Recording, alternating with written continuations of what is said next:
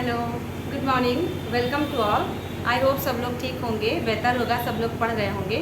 चलिएगा अपने टॉपिक पे आते हैं। पिछले कुछ क्लासेस में हमने बहुत सारे इंपॉर्टेंट पॉइंट्स को कवर किया। हमने सेंटेंस कंप्लीशन को देखा, एडवर्ब को देखा, है ना, डिटर्मिनर्स को देखा लास्ट क्लास में। आज की क्लास में हम लोग बहुत ही इंपॉर्टेंट टॉपिक को लेके पढ़ने वाले हैं, जो है conditional sentence. Conditional sentence means होता है, जैसा कि आप सभी जानते हैं, कंडीशन मीन्स होता है शर्त। तो शर्त किसी बात के लिए रखी जाती है, किसी प्रपोजल के लिए रखी जाती है, तो वो शर्त वाले वाक्य जो होते हैं वे कंडीशनल सेंटेंस कहलाते हैं। उसको हम सभी ने कई बार पढ़ रखा है, लेकिन कंडीशनल सेंटेंस को पढ़ने के लिए ये जानना आवश्यक है कंडीशनल सेंटेंस के कितने पार्ट होते हैं। तो कंडीशनल सेंटेंस को पढ़ने के लिए सबसे पहले आप वापस जाइए।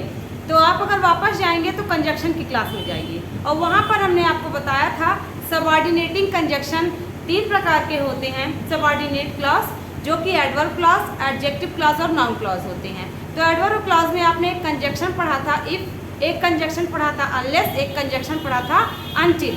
तो जो इफ, अनलेस और अनटिल वाले आपने कंजक्शन को पढ़ा था एडवर्ब क्लॉज में, वही कंजक्शन आज इस क्लास में बहुत अच्छे से स्टडी करना है। और आपको ध्यान देना है कि जो कंडीशनल सेंटेंस होता है उसके 2 पार्ट होते हैं। एक होता है प्रिंसिपल क्लॉज और दूसरा होता है सबऑर्डिनेट क्लॉज। आप कह सकते हैं या कह सकते हैं इफ वाला क्लॉज, अनलेस वाला क्लॉज या अनटिल वाला क्लॉज। तो उसको कई नाम से आप पुकार सकते हैं। तो समझना होगा कंडीशनल सेंटेंस, जैसा कि यहाँ पे लिखा हुआ है, शर्त वाले वाक्य। कई बार आप शर्त कहते हो, मैं तुम्हारी मदद तभी करूँगा जब तुम मेरी ये बात मानोगे, मैं तुम्हें पैसे तभी दूंगा जब तुम मेरी ये हेल्प करोगे। या आप कहते हो कि यदि हमारे पास पैसे होते तो हम तुम्हारा इलाज करा पाते, एक अच्छा घर खरीद पाते, महंगा फ़ोन गिफ्ट कर पाते। आप फिर ऐसे कंडीशनल वाले वाक्य बोलते हो। आप कहते हो जब तक तुम पढ़ोगे नहीं तब तक तुम पास नहीं होगे, जब तक तुम जाओगे नहीं मैं भी यहाँ रुका रहूँगा, या मैं तुम्हारे आने तक तुम्हारा इंतज़ार करूँगा। ऐसे बहुत से सेंटेंसेस आप हिंदी में बोलते हो। तो इंग्लिश में उसी सेंटेंसेस को बोलने के लिए हम सभी को कई सारे रूल्स को अप्लाई करना पड़ता है। कंडीशनल सेंटेंस को पढ़ते समय हमको देखना है कि कंडीशन जो है वो किस टेंस में है, कंडीशन वाला क्लॉज, और दूसरा क्लॉज किस टेंस में रखना होगा। तो चलिएगा क्लास स्टार्ट करते हैं। आई होप बेसिक इंट्रोडक्शन आपको समझ में आया होगा, बेसिक इंट्रोड्यू आप हो गए होंगे, है ना। तो चलिएगा कंडीशनल सेंटेंस इसमें देखना है हम लोग। बहुत सारे एग्जाम्पल को देखिएगा। पहले जैसे लिखा है if you run fast you may catch the train.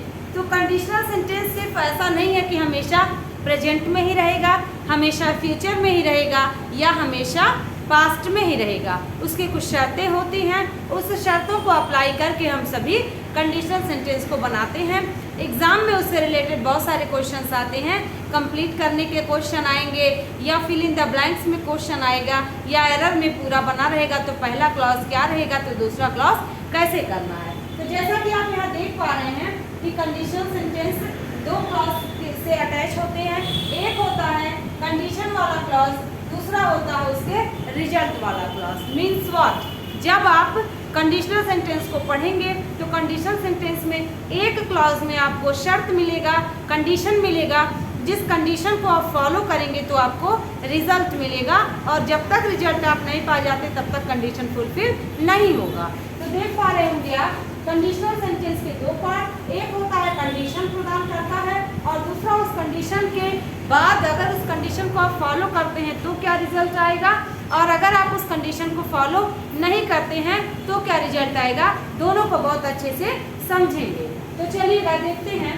पहला होता है कंडीशन वाला जो क्लॉज, वो इफ क्लॉज होता है, और दूसरा होता है प्रिंसिपल क्लॉज। प्रिंसिपल क्लॉज क्यों कहा गया, क्योंकि जब आप जानते हैं कि जिस क्लॉज में कंजक्शन लगा होता है वो coordinate clause, subordinate clause, adverb clause, noun clause, adjective clause किसी भी नाम से पुकारा जा सकता है अकॉर्डिंग टू कंजक्शन। लेकिन जिसमें कोई भी कंजक्शन नहीं लगा होता है वो अपना मीनिंग कंप्लीट करता है, उसको आप मेन क्लॉज, प्रिंसिपल क्लॉज आप उसको बुला सकते हैं। तो कंडीशनल सेंटेंस में जो कंडीशन को फुलफिल करेगा, जो रिजल्ट प्रोवाइड करेगा, वो हमारा क्या होता है, प्रिंसिपल क्लॉज, मेन क्लॉज, क्योंकि वो किसी पर डिपेंडेंट नहीं रहता। इंडिपेंडेंट क्लॉज भी आप उसको बुला सकते हैं, किसी भी नाम से आप पुकारेंगे, लेकिन कुल मिला के जब कंडीशन फुलफिल हो जाएगा तो उसको जो रिजल्ट निकलेगा वो रिजल्ट कैसा रहेगा, वो रिजल्ट बिना किसी पर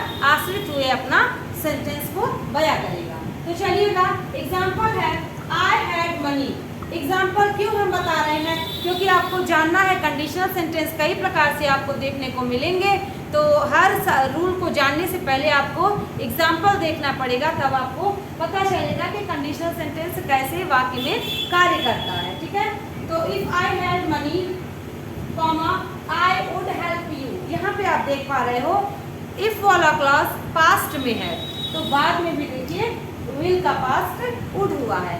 हैड का यहाँ पे हेल्पिंग वर्ब के रूप में नहीं यूज हो रहा है, हैड का यूज यहाँ मेन वर्ब के रूप में हो रहा है। तो क्या कह रहा है, इफ आई हैड मनी, यदि मेरे पास पैसे होते, आई वुड हेल्प यू, तो मैं तुम्हारी मदद करता। तो मदद करने के लिए क्या कंडीशन है, रिजल्ट इसका है कि मदद किया जाता, और कंडीशन इसका क्या है कि पैसे होने चाहिए। तो आप देख पा रहे होंगे जो इफ वाला क्लॉज है वो अपना मीनिंग कंप्लीट करने के लिए रिजल्ट को दिखाएगा और प्रिंसिपल क्लॉज को अपना निर्भरता दिखाएगा, तभी इफ वाला क्लॉज कंप्लीट माना जाएगा, अदरवाइज इनकम्प्लीट रहेगा।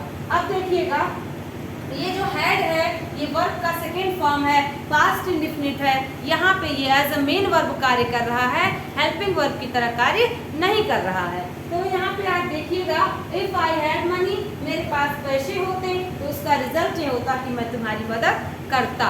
नेक्स्ट सेंटेंस देखिएगा, if you work hard you will succeed, या यू विल गेट सक्सेस, या यू विल बी सक्सेसफुल, कुछ भी लिखा रहे तो आपका मीनिंग कंप्लीट हो रहा है कि तुम सफल होगे, तुम्हें सफलता प्राप्त होगी, तुम सफलतापूर्वक अपने कार्य को कंप्लीट करोगे। जो भी मीनिंग निकलेगा इसका एक कंडीशन होता है, उसका दूसरा रिजल्ट होता है। कंडीशन में कह रहा है, कंडीशन प्रेजेंट में है, तो आप देख पा रहे हैं कि बाद वाला क्लॉज जो प्रिंसिपल क्लॉज है वो फ्यूचर इंडिफिनिट में है। अब ये कैसा रूल है इसको आज आगे आपको डिटेल में मिलेगा, परंतु आप देख पा रहे हैं एक पास्ट को फॉलो कर रहा है और दूसरा प्रेजेंट और फ्यूचर को फॉलो कर रहा है। तो प्रेजेंट में कंडीशन हो तो उसका रिजल्ट फ्यूचर में आएगा। तो आप देख पा रहे हैं मेहनत करने का क्या रिजल्ट होगा, मेहनत करने का रिजल्ट होगा कि तुम सफल होगे। ठीक है, अगला सेंटेंस देखिएगा, unless you take medicine you can not be cured. देखिएगा एक पॉइंट है, आगे आपको बताया जाएगा, परंतु अभी भी आप ध्यान से सुनिएगा। अनलेस हो, अनटिल हो, इस वाले क्लॉज में नॉट का प्रयोग नहीं होता। आपने कंडीशन कंजक्शन के क्लास में इसको पढ़ भी लिया है, क्योंकि अनलेस और अनटिल का यूज हमेशा शर्त के लिए होता है। अनलेस का यूज कंडीशन के लिए होता है, अनटिल का यूज टाइम के लिए होता है, और इन दोनों का मतलब होता है जब तक नहीं। इसलिए अनलेस और अनटिल वाले क्लॉज में नॉट का यूज नहीं होता, लेकिन बाद वाले क्लॉज में जब आवश्यकता पड़े तो नॉट का यूज़ किया जा सकता है, और आवश्यकता ना हो तो नॉट का यूज़ नहीं करेंगे। ठीक है, तो यहाँ पे देखिएगा, अनलेस यू टेक मेडिसिन, जब तक तुम मेडिसिन नहीं लोगे। यहाँ पर देखिए नहीं वर्ड नहीं लिखा है, लेकिन फिर भी जब तक नहीं अनलेस कंप्लीट कर रहा है, तो यहाँ पे आपको कैसे क्वेश्चन बन सकता है, ऐसे सेंटेंसेस में unless you do not take medicine, और जब आप मीनिंग लगाएंगे तो मीनिंग भी तो आपको कंप्लीट लगेगा, क्योंकि आपने सुना है, आपने देखा है, आप जानते हैं कि प्रेजेंट इंडिफिनिट में हिंदी में ता है, ती है, ते है आता है, जब नहीं आता है तो डू नॉट या डज नॉट का यूज किया जाता है। तो यहाँ पे आप देख पा रहे होंगे, अनलेस यू टेक मेडिसिन, जब तक तुम मेडिसिन नहीं लोगे तुम you can not be cured, मतलब पैसिव वॉइस में सेंटेंस लिखा है, तुम्हारा इलाज नहीं किया जा सकता। यानी कंडीशन क्या है, इलाज करवाने के लिए, रिजल्ट प्राप्त करने के लिए दवा लेना कंडीशन है। ठीक है, तो आई होप आपको यहाँ तक समझ आया होगा। आगे देखते हैं, if you run fast you may catch the train, यदि तुम फास्ट दौड़ोगे, तेज दौड़ोगे, तो उसका रिजल्ट आएगा कि तुम ट्रेन को पकड़ लोगे। अगला देखेंगे, if I were a bird, यदि मैं एक चिड़िया होता तो मैं क्या रिजल्ट इसका निकलता, I would fly in the sky, I would fly to you, मैं तुम्हारे पास उड़कर पहुंच जाता। कई बार ऐसे बोलते हैं। तो यहाँ पर देखिएगा, ये कंडीशन है और ये रिजल्ट है, ये कंडीशन है, ये रिजल्ट है। अनलेस यू वर्क हार्ड आपका रिजल्ट होगा you can not be successful. If you want to Delhi तो इसका हो जाएगा, इसका result you would meet me, तो तुम मुझसे मिल पाओगे।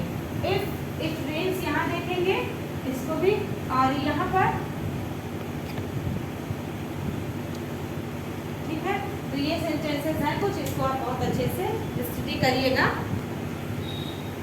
कुछ और examples, unless you work hard you can not be successful, जब तक तुम मेहनत नहीं करोगे तुम सफल नहीं हो सकते। यहाँ वाला सेंटेंस आप देख पाए, second sentence, I were a bird. यहाँ पर देखिए जब आप पढ़ते हो आई के साथ वर कभी नहीं पढ़ते, आई के साथ हमेशा वॉज पढ़ते हैं। लेकिन जब कंडीशनल सेंटेंस की बात होती है, अनफुलफिल इमेजिनेशन की बात होती है, तो किसी भी सब्जेक्ट के साथ वर का यूज़ किया जाता है। तो यहाँ पर आप देखिएगा, यहाँ पर इस सेंटेंस में आपको मिलेगा कि if I were a bird, तो मैं चिड़िया होती। अब देखिए व्यक्ति कोई चिड़िया नहीं हो सकता, ये अनफुलफिल्ड इमेजिनेशन है। इफ आई वर यू, तो मैं तुम्हारी मदद करती, तो मैं तुम्हारी जगह पे होती, ऐसा आप कई बार कहते हैं, परंतु ये सब आपको बिल्कुल नहीं देखना है। अब इस सेंटेंस में ऐसे सेंटेंस एग्जाम में कई बार आते हैं, इफ आई डैश कर देगा, वॉज दे देगा, वर दे देगा, हैज दे देगा, हैड दे देगा, लेकिन आपको पता है कंडीशनल सेंटेंस में हमेशा वर का यूज किया जाता है, ठीक है। और देखिएगा, इफ इट रेन्स, यदि वर्षा होगी, बारिश होगी, I shall not go out for a walk, तो मैं बाहर टहलने के लिए नहीं जाऊंगा। तो जब मैं टहलने के लिए नहीं जाऊंगा कह रहा है, तो उसके लिए कंडीशन चाहिएगा if it rains. If he had visited Agra, यदि वह आगरा विजिट किया होता, तो देखिएगा उसका क्या रिजल्ट होता, वह ताजमहल देखा होता। He would have seen, SWN seen third form रहेगा। तो if he had visited Agra, he would have seen the Taj Mahal. If a ghost appeared here, all would flee away, यदि एक भूत यहाँ प्रकट हो जाए तो सभी लोग भाग जाएंगे। फ्ली अवे मतलब होता है भाग जाना, तो हो जाएगा if a ghost appeared here, यदि यहाँ एक भूत आ गया तो सभी लोग भाग गए जाएंगे या भाग गए होते। तो ऐसे सेंटेंसेस को बोलने के लिए कंडीशनल सेंटेंस का सहारा लेना पड़ता है। अब हम सभी लोग कंडीशनल सेंटेंस किस प्रकार से कार्य करते हैं, कितने प्रकार के होते हैं, सारे रूल्स को वन बाय वन देखेंगे, लेकिन आप स्क्रीनशॉट ले लीजिए। चलिएगा और अच्छे से समझते हैं। कंडीशनल सेंटेंस को 3 भागों में बांटा जा सकता है।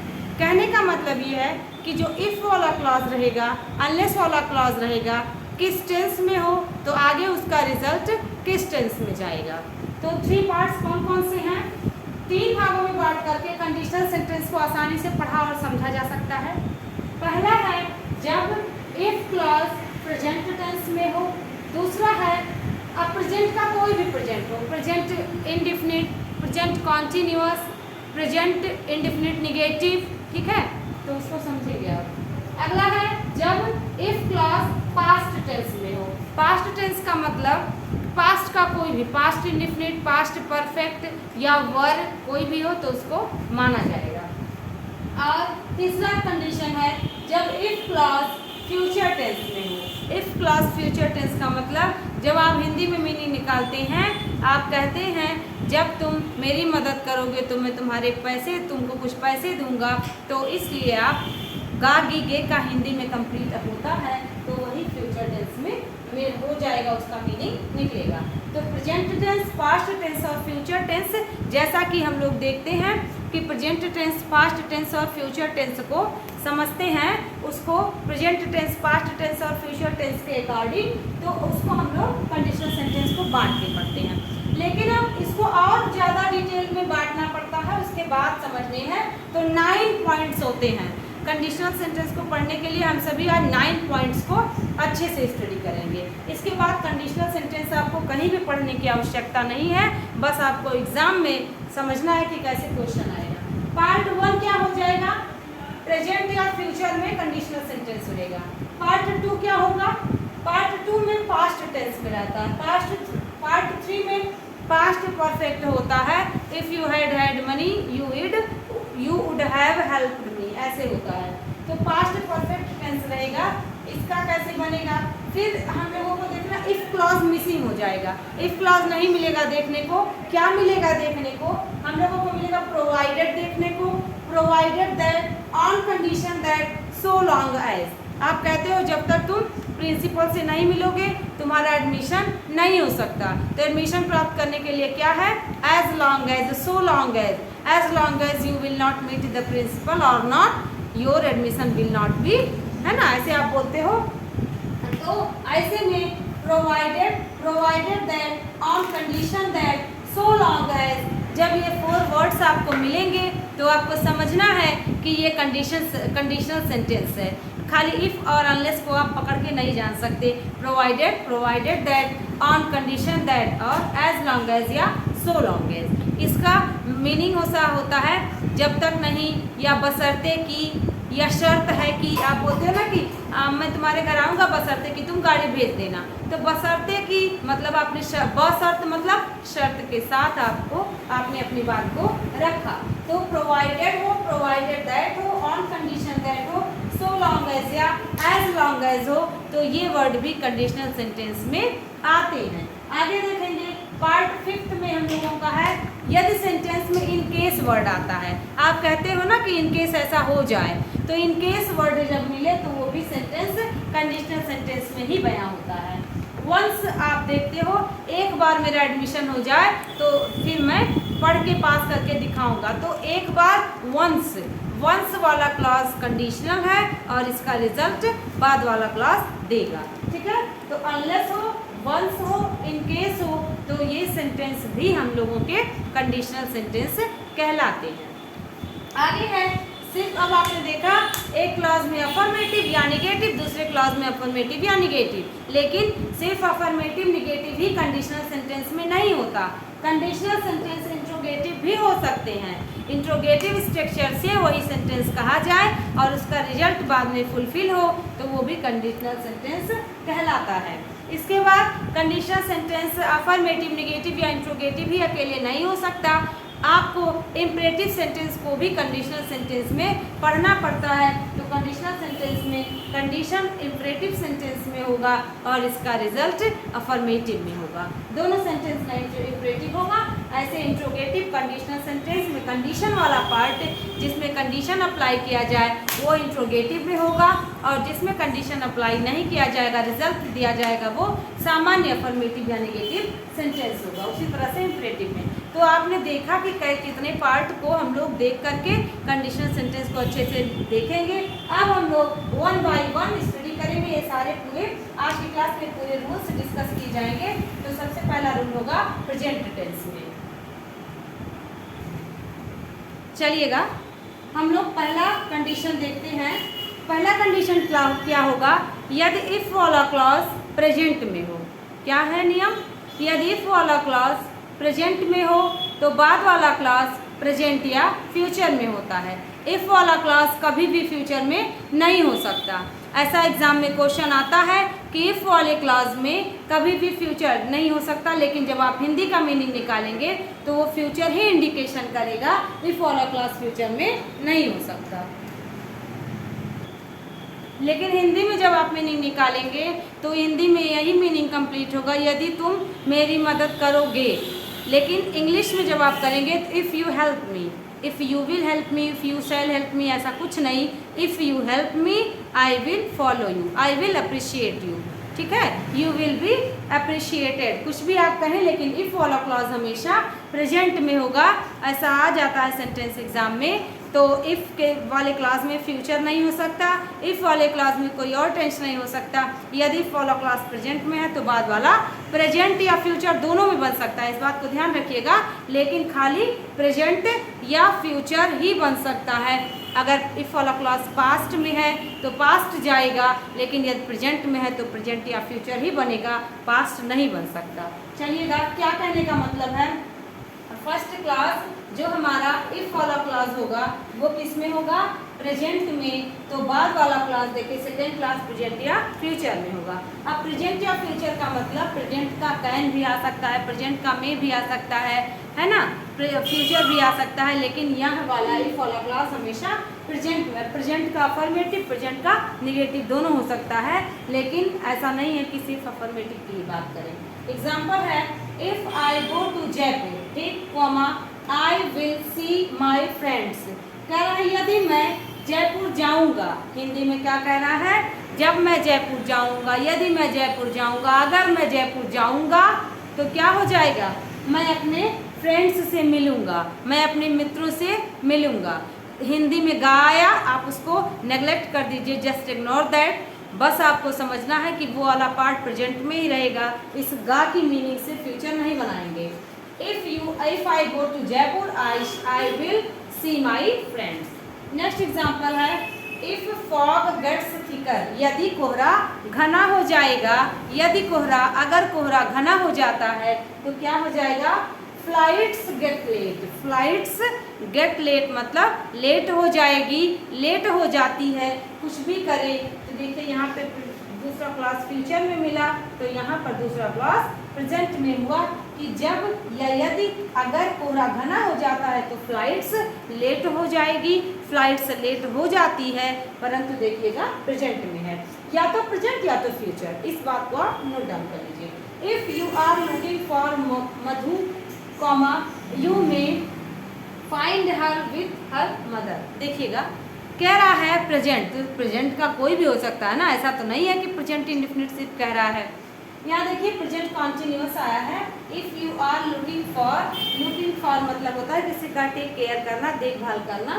If you are looking for Madhu, Madhu की देखभाल करते हो तो तुम क्या कर सकते हो, तुम ढूंढ सकते हो। फाइंड मतलब पा सकते हो, क्या पा सकते हो, उसके साथ अपनी माँ को, find her with her mother, उसकी माता के साथ उसको तुम पा सकते हो, ठीक है। तो यहाँ पे देखिए यदि तुम क्या है, लुकिंग फॉर, यदि तुम मधु की सेवा कर रहे हो, मधु का देखभाल कर रहे हो आ रहा है तो भी फ्यूचर या प्रेजेंट।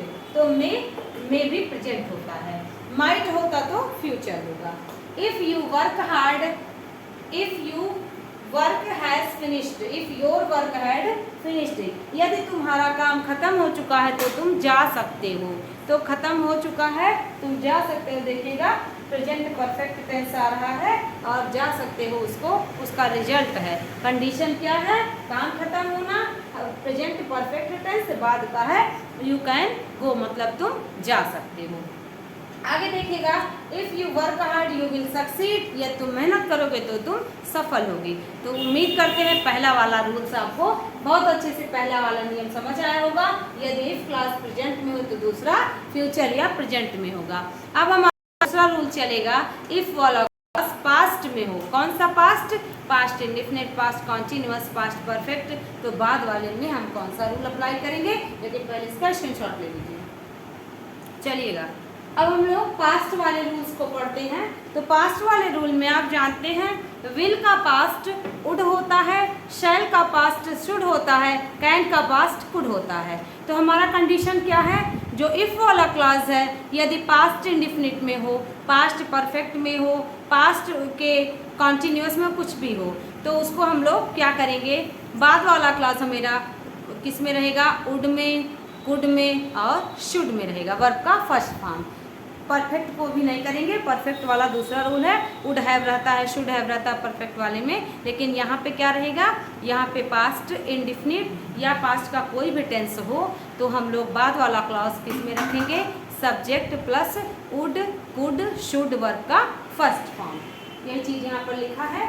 यदि क्लॉज किस में हो, इफ वाला क्लॉज पास्ट परफेक्ट में, पास्ट टेंस में, यानी पास्ट टेंस का मतलब सिंपल पास्ट समझिएगा, सिंपल पास्ट, सिंपल पास्ट का मतलब पास्ट इंडेफिनिट, ठीक है ना, पास्ट इंडेफिनिट टेंस हो, ठीक।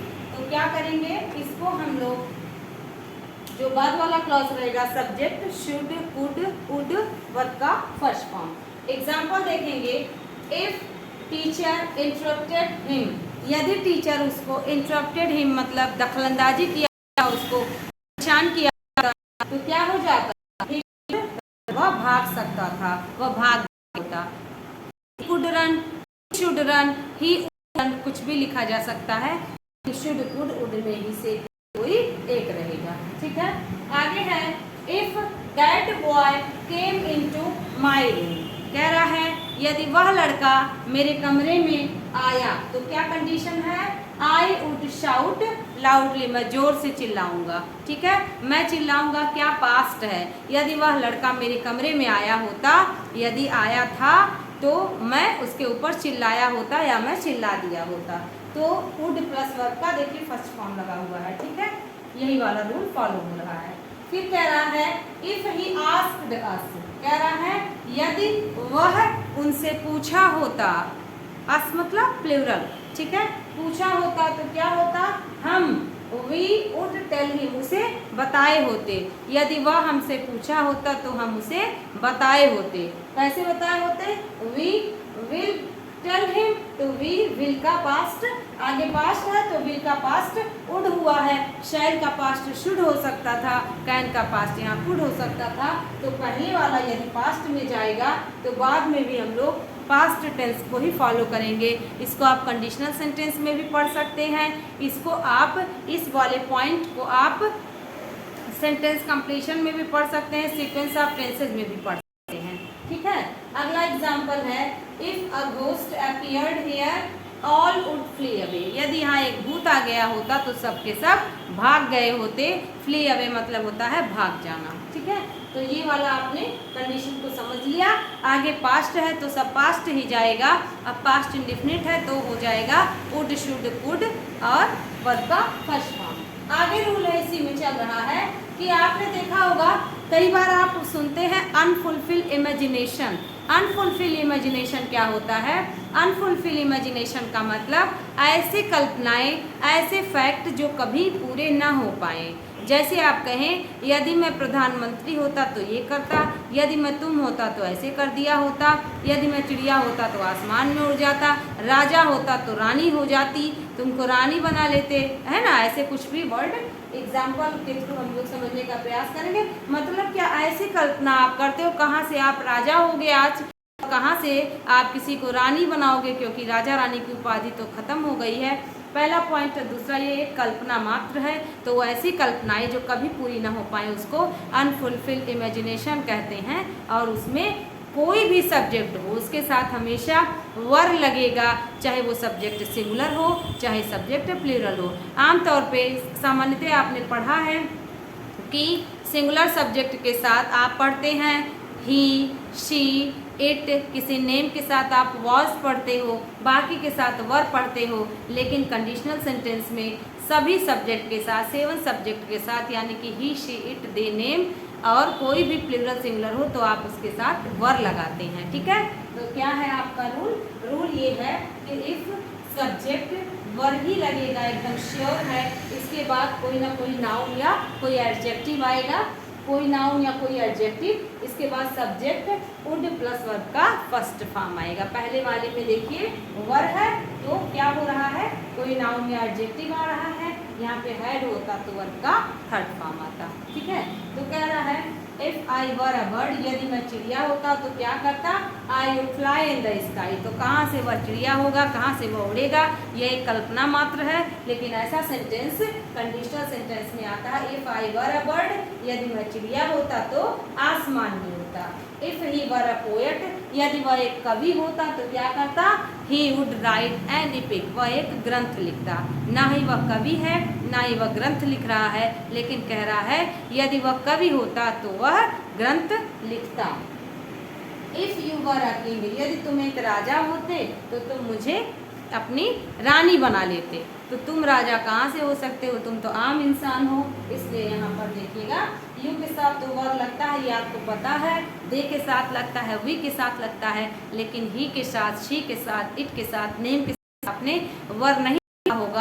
ऐसे कंडीशन में, ऐसे सेंटेंसेस में 7 सब्जेक्ट के साथ वर का प्रयोग किया जाता है। लेकिन जब एग्जाम में आता है इसे इस वर के स्थान पे क्या कर देता है, वॉज ऑप्शन देगा, हैड ऑप्शन देगा, वर ऑप्शन देगा।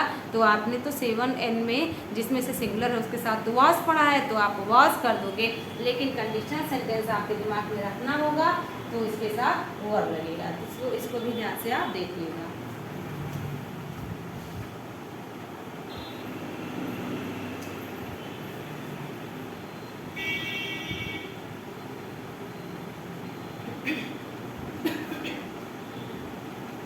का रूल है, जब इफ वाला क्लॉज पास्ट परफेक्ट में हो, मतलब क्या, सब्जेक्ट के साथ हैड हो, हैड ही पास्ट परफेक्ट टेंस को डिनोट करता है, तो बाद वाला जो क्लॉज रहता है वो हमेशा would have, should have, could have को फॉलो करता है।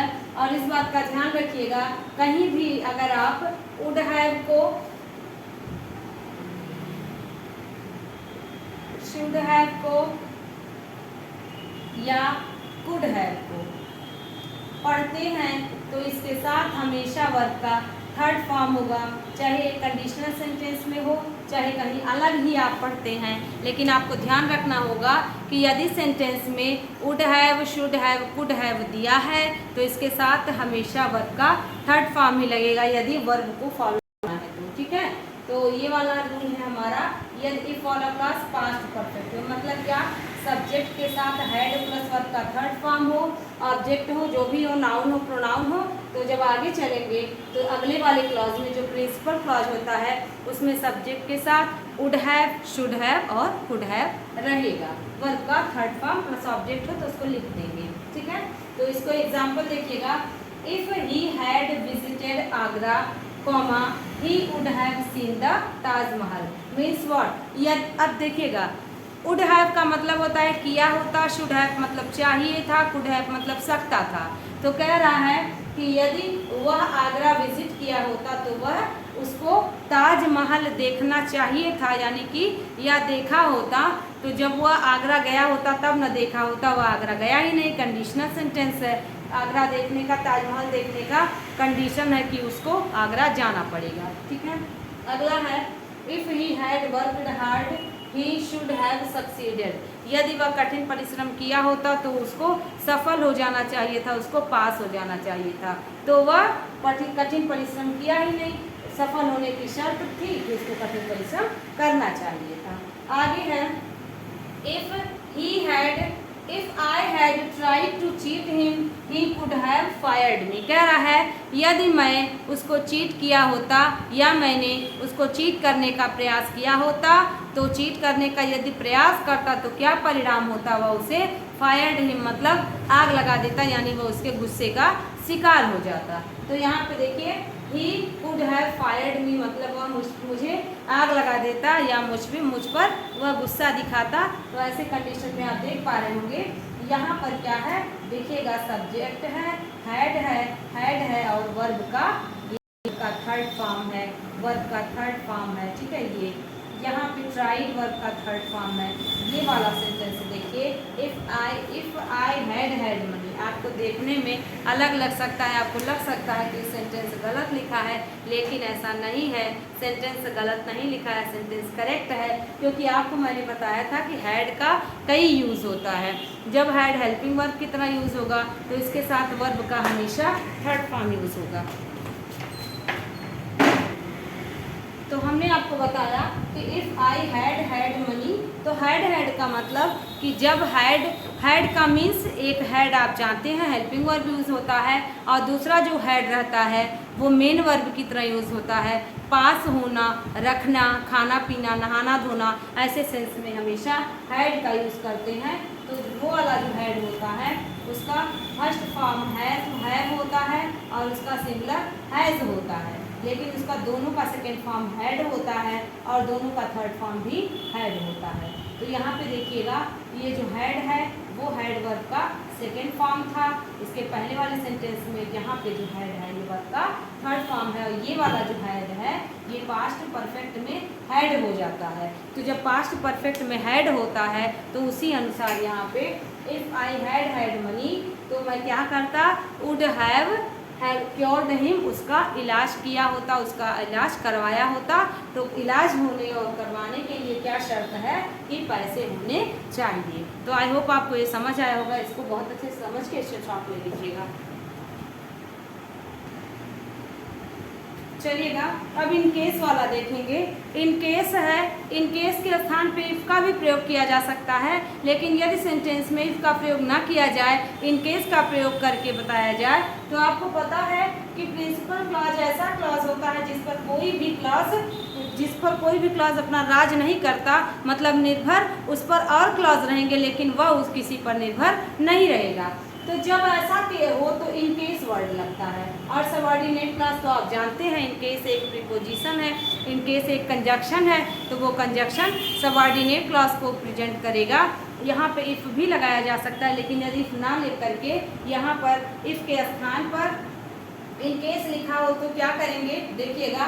Use a candle principal clause है, take a medicine principal clause है, send a telegram principal clause है। तो कह रहा है यूज अ कैंडल, एक कैंडल यूज करना या एक कैंडल यूज करो, क्या, इन केस इलेक्ट्रिसिटी फॉल्स, यदि लाइट चली जाती है, या इफ इलेक्ट्रिसिटी विल फॉल्स, कुछ भी लिखा रहेगा तो आपको क्या करना है, आपको इन केस लगा देना है, इफ लगा देना है, और कुछ आप यहाँ पर नहीं लगा सकते, क्योंकि कैंडल यूज करने का शर्त है, रिजल्ट है ये कैंडल यूज करना। इसका क्या कंडीशन है, इलेक्ट्रिसिटी जाएगा तभी आप कैंडल यूज कर सकते हैं। तो यहाँ पे आप इन केस के स्थान पर इफ का भी यूज कर सकते हैं, ठीक है। इफ क्लॉज बीच में भी आया आपको मिलता है, अनलेस और अनटिल वाला बीच में भी आया हुआ मिलता है, तो ऐसे ही कंडीशन अप्लाई होती है। अगला एग्जांपल है, send me a Telegram in case you need my help, यदि तुम्हें मेरी हेल्प की आवश्यकता है, यदि तुम्हें किसी परिस्थिति में मेरी हेल्प की आवश्यकता है तो तुम मुझे क्या कर सकते हो, तो आवश्यकता होना शर्त होगी, उसका रिजल्ट है कि मुझे टेलीग्राम सेंड करना, ठीक है। तो इफ क्लॉज यदि बीच में हो तो इसको इन केस से भी प्रेजेंट कर सकते हैं। चलिएगा अब वंस वाला देखते हैं। वंस मीन्स आप जानते हैं, वंस मीन्स एक बार, ठीक है, एक बार। ये वंस वर्ड आपने बचपन से पढ़ा होगा, वंस अपॉन अ टाइम, या there was a king, once there was a king. तो इस वंस का मीनिंग वही होता है एक बार, और ONCE रहता है। वैसे तो वंस हम लोग कई पढ़े हैं कि वन का पोजेसिव केस भी वंस होता है, लेकिन ONE' होता है, ठीक है। तो यहाँ पे वंस जब रहेगा तो वंस वाला क्लॉज हमेशा सबऑर्डिनेट क्लॉज रहेगा, और जो प्रिंसिपल क्लॉज रहेगा वो प्रिंसिपल क्लॉज बाद में आएगा, ठीक है। तो वंस वाला आगे और बाद वाला हमेशा किस में जाएगा, प्रिंसिपल क्लॉज कहलाएगा, क्योंकि वंस एक कंजक्शन की तरह कार्य कर रहा है। तो कह रहा है once you make a promise, एक बार यदि तुम प्रॉमिस करो तो उसको कीप इट, मतलब उसको निभाओ। यदि एक बार तुम वादा करो तो उसको निभाना चाहिए।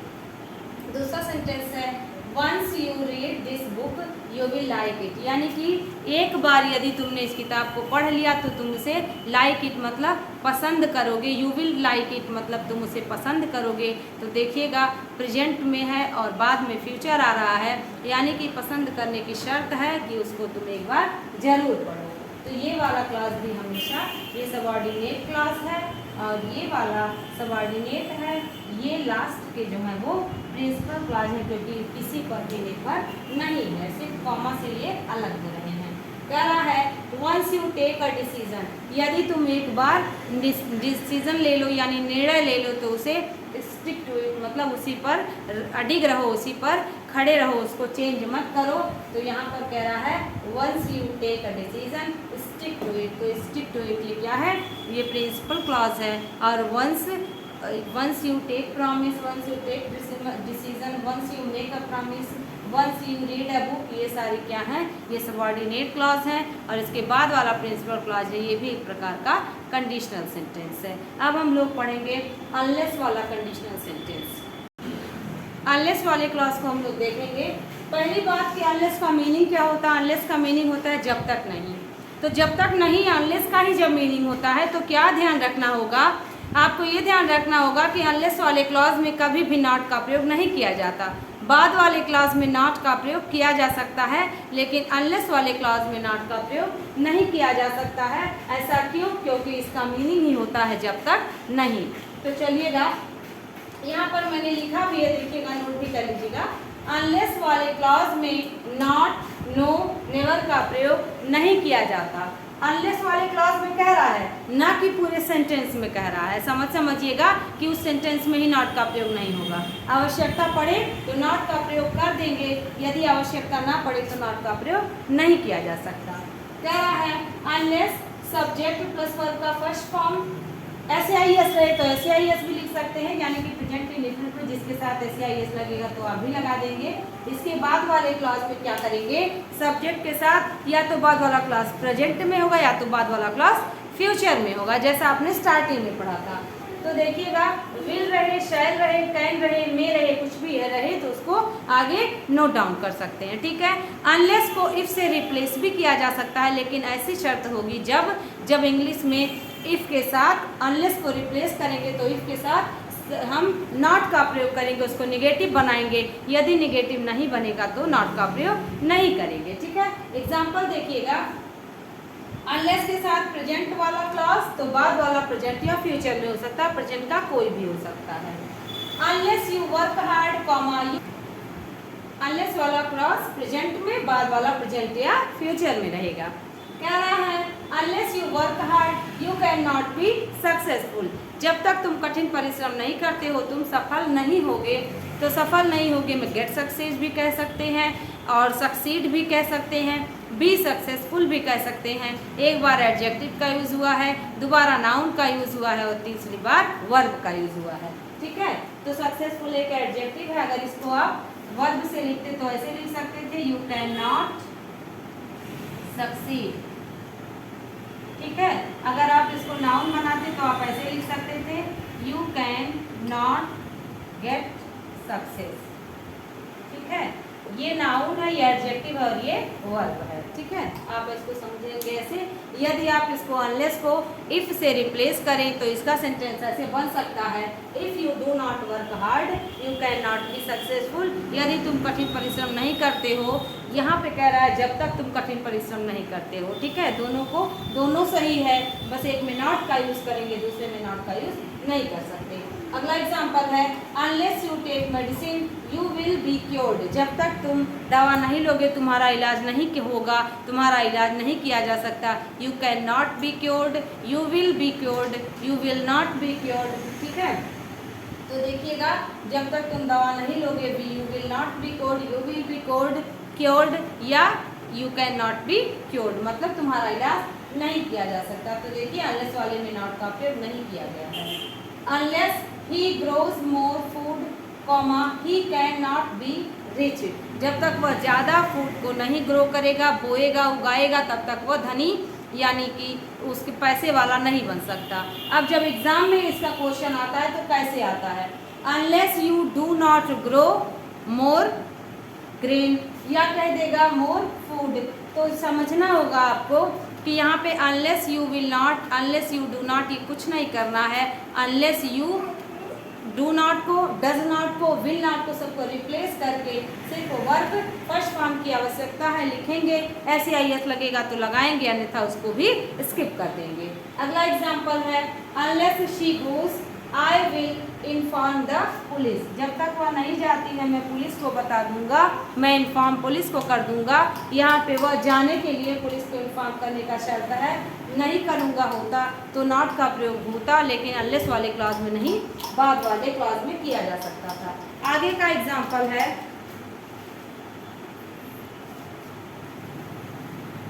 Unless you earn money comma you will not be rich, जब तक तुम पैसे नहीं कमाओगे तुम धनी नहीं हो सकते, तुम संपन्न नहीं हो सकते। तो देखिएगा धनी होने का, संपन्न होने का है कि उसको पैसे कमाना है।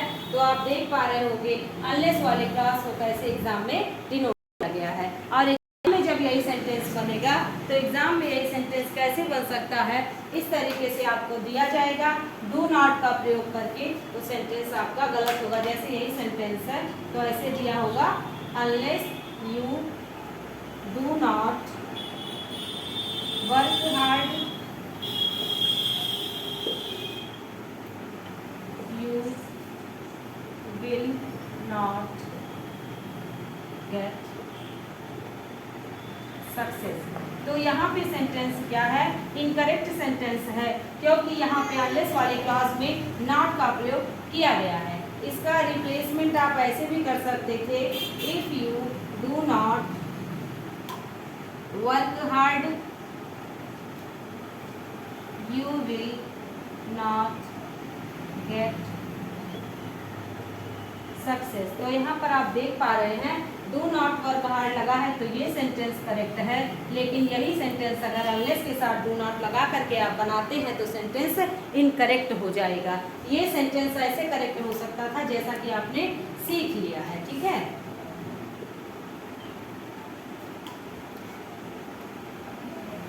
You will not get success, ठीक है। तो आप देख पा रहे होंगे कि किस तरीके से एक छोटी सी सेंटेंस को क्लॉज के माध्यम से और इस कंडीशनल सेंटेंस को आप कैसे पढ़ते हैं। कंडीशनल सेंटेंस को बहुत अच्छे से ध्यान से देखना है। चलिएगा, अब हमने दो और पॉइंट बचे रह गए हैं। उन दो पॉइंट में हम लोगों ने सीखा है कि इम्परेटिव सेंटेंस के बाद कंडीशन हो या इंट्रोगेटिव सेंटेंस से कंडीशन स्टार्ट हो तो हम लोग क्या करते हैं। तो जब इंट्रोगेटिव सेंटेंस से कंडीशन स्टार्ट होता है तो उसको भी कंडीशन सेंटेंस को ही मानते हैं, और इम्परेटिव सेंटेंस से स्टार्ट होता है तो उसको भी कंडीशनल सेंटेंस में ही रखते हैं। देखना है कैसे, इंट्रोगेटिव प्लस कंडीशनल सेंटेंस। तो देखिएगा, do you like to learn English, जब क्या तुम इंग्लिश लर्न करना चाहते हो, तो यही पूछ रहा है कि हाँ चाहते हो। यदि वो कह रहा है तब रीड दिस बुक, इस किताब को पढ़ो। इसको आप ऐसे भी तो कह सकते हैं कि if you want to learn English read this book, लेकिन तब आपको देन का यूज़ नहीं करना पड़ेगा, क्योंकि आपने पढ़ा है इफ़ वाले क्लॉज के बाद हमेशा कॉमा का यूज़ होता है। अब इफ वाले क्लॉज के बाद देन का यूज़ नहीं होता, ये गलत है और ये सही है। तो इफ वाले क्लॉज के साथ हमेशा कॉमा का यूज़ करेंगे, इफ वाले क्लॉज के साथ देन का यूज़ नहीं कर सकते। लेकिन जब इंट्रोगेटिव सेंटेंस को देखेंगे, interrogative sentence plus imperative sentence या प्लस कंडीशनल सेंटेंस, तो हम सभी क्या करेंगे, तो हम सभी इसको इंट्रोगेटिव को और इम्परेटिव को जब हम लोग कंडीशनल में बदलेंगे तो इसको ऐसे कह सकते हैं। लेकिन तब यहाँ ध्यान रखिएगा, यहाँ पर फुल स्टॉप और ना हो करके क्वेश्चन मार्क ना हो करके कॉमा का यूज़ होगा। लेकिन जब इंट्रोगेटिव सेंटेंस की तरह इसको करेंगे तो क्वेश्चन मार्क लिखना बहुत ही आवश्यक, अदरवाइज गलत हो जाएगा, ठीक है। तो हो जाएगा if you like to learn English read this book, कि क्या तुम इंग्लिश सीखना चाहते हो, इस किताब को पढ़ो। हाँ या ना में उत्तर होगा, हेल्पिंग वर्ब से क्वेश्चन पूछेंगे, ठीक है। आगे देखिएगा, आगे का सेंटेंस हमारा है do you like to get freedom question mark then give me blood, क्या तुम फ्रीडम क्या करना चाहते हो, कह रहा है do you like to get freedom, क्या तुम स्वतंत्रता पाना चाहते हो, स्वतंत्रता पसंद करते हो तो तुम मुझे ब्लड दो। तो कुल मिला के यही तो करा, ये तुम मुझे खून दोगे तो मैं तुम्हें आज़ादी दूंगा। तो हो जाएगा if you give me blood comma I will give you freedom या give me blood. If you like to get freedom, यदि तुम स्वतंत्रता पाना चाहते हो, पसंद करते हो तो तुम मुझे खून दो, है ना। सुभाष चंद्र बोस का नारा आपने पढ़ा है, वही इंग्लिश में लिखा गया है। अगला है इम्परेटिव प्लस कंडीशनल सेंटेंस। तो इम्परेटिव प्लस कंडीशनल सेंटेंस को हम कंडीशनल में अप्लाई करेंगे। तो बस आपको देखना है, इंट्रोगेटिव वाले में आगे इंट्रोगेटिव लिखा होगा और इम्परेटिव वाले में आगे इम्परेटिव लिखा होगा, ठीक है। तो कह रहा है इम्परेटिव वाले में गिव मी ब्लड एंड, अब एंड से लगा है, ठीक है, इम्परेटिव सेंटेंस है। तो कह रहा है give me blood and I will give you freedom, तुम कि मुझे खून दो मैं तुम्हें आज़ादी दूंगा, तो मुझे खून दो इम्परेटिव सेंटेंस है। आपको पता है ऑर्डर, रिक्वेस्ट और एडवाइस इम्परेटिव सेंटेंस को ही फॉलो करता है, ठीक है। अगला है, तो इसको आप ऐसे कह सकते हैं if you give me blood comma I will give you freedom, यदि तुम मुझे खून दोगे तो मैं तुम्हें आज़ादी दूंगा। अगला सेंटेंस है produce more children and your family will be ruined, यदि तुम्हारे परिवार में और अधिक बच्चे जन्म लेते हैं तो तुम्हारा परिवार बर्बाद हो जाएगा। तो ऐसे सेंटेंस को आप जब कंडीशनल सेंटेंस की तरह अप्लाई करेंगे तो आप लिख सकते हैं if you produce more children comma you will be your family will be ruined, ठीक है। तो बहुत अच्छे से आपको समझ में आया होगा, आप एक बार स्क्रीनशॉट ले लीजिएगा। अब हम लोग इससे रिलेटेड एग्जाम में आइए कुछ क्वेश्चंस को सॉल्व करेंगे। चलिएगा कुछ क्वेश्चंस को देखते हैं। सेंटेंस है हमारा unless my friend A slash does not buy a car B slash he will have difficulty in going to C slash office every morning. अब आप यहाँ पे देख पा रहे हैं अनलेस से सेंटेंस स्टार्ट हुआ है, इसका मतलब सेंटेंस जो हमारा है वो सेंटेंस कंडीशनल सेंटेंस में है। तो आपने ध्यान दिया होगा, आपको बताया गया था कि जब अनलेस वाला क्लास दिया हो तो उसके साथ सब्जेक्ट होता है, वर्ब होता है या वर्ब के फर्स्ट फॉर्म के साथ एस या ईएस होता है। बाद वाला क्लॉज हमारा या तो फ्यूचर या तो प्रेजेंट में होता है, लेकिन यहाँ पर कहीं भी नॉट का, नेवर का, नो का यूज नहीं होता। तो ऐसे शर्त के अनुसार आप यहाँ देख सकते हैं unless my friend does not buy a car, ये गलत है। Does not buy a car, buy भी गलत है, बाइज हो जाएगा, ठीक है, क्योंकि सब्जेक्ट सिंगुलर है तो इसके साथ हमेशा एस या ईएस का यूज किया जाएगा, ठीक है। तो यहाँ पे देखिएगा unless my friend buys a car होगा, तो इस सेंटेंस में किस क्लास में गलती है, इस सेंटेंस में किस पार्ट में एरर है, तो हमारा बी पार्ट में एरर है। तो क्वेश्चन पूछने का कोई भी तरीका हो सकता है। अगला सेंटेंस है if a robber entered this house comma all, इसके बाद डैश है, उसको सेंटेंस को कंप्लीट करना है। तो आगे आप देख पा रहे हैं कि आगे वाले क्लॉज में आपको यहाँ पर रॉबर इंटर्ड पास्ट मिल रहा है। तो जब यहाँ पे पास्ट मिला है तो पास्ट की वजह से आगे भी पास्ट ही जाएगा, प्रेजेंट या फ्यूचर नहीं जा सकता। तो यहाँ पे देखिए fled away, flee away, flew away, और तो यहाँ पे देखिए फ्ल्यू मतलब ये होता है ना उड़ जाना, फ्लाई, फ्लाई का सेकेंड फॉर्म फ्लू होता है, ये गलत हो गया। यहाँ पर फ्ली भी गलत हो गया, फ्ली अवे भी गलत हो गया, फ्लेड अवे होता है, ठीक है। फ्लेड मतलब होता है फ्ली का सेकेंड फॉर्म, तो ऑल फ्लेड अवे हो जाएगा कि जैसे ही रॉबर यानी कि डकैतों ने घर में एंट्री मारी, घर में एंटर किया, तैसे ही सभी लोग फ्लेड अवे मतलब भाग गए। तो आपको समझ आया होगा कि कैसे क्वेश्चंस एग्जाम में पूछे जाते हैं। बहुत अच्छे से नोट्स बनाइएगा। मिलते हैं एक अच्छे और इम्पॉर्टेंट टॉपिक के लिए, मिलते हैं और इम्पॉर्टेंट टॉपिक से। आज की क्लास आपको बहुत अच्छी लगी होगी, उम्मीद करते हैं समझ में आएगा, नोट्स बनाइएगा। बहुत इम्पॉर्टेंट टॉपिक से हम लोग नेक्स्ट क्लास में मुलाकात होगी। आज की क्लास यही कंप्लीट होती है। Thank you.